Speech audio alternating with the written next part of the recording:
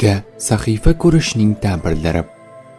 Bu so'z 3 ma'noga ega: maktub, qog'oz, parda.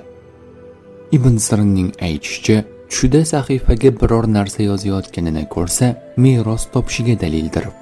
Agar birovning qog'oziga o'zi uchun biror narsa yozayotganini ko'rsa, bir dindor va omonatkor odamdan biror narsa topishiga dalildir. Agar qog'ozga yashil xat bilan biror narsa yozayotganini ko'rsa, musibatli bir odamdan biror narsa topishiga dalildir. Agar qog'ozga biror narsa yozmaganini ko'rsa, merosga yetmasligiga dalildir. Ibn Sirinning aytishicha, tushida Ibrohim alayhissalomning sahifalarini o'qiyotganini ko'rsa, unga biror kishi to'g'ri yo'lni ko'rsatishi va xatodan qaytarishiga dalildir. Xususan, kitobning o'zidan o'qisa shundaydir. Agar sahifalarni yoddan o'qiyotganini ko'rsa, munofiq va riyokor odamlar bilan suhbatda bo'lishiga dalildir.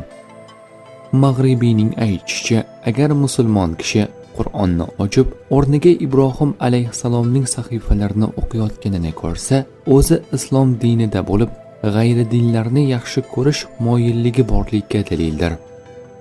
Tush ta'birlari bashorat emas, barcha narsani bilguvchi zot yagona Allohdir.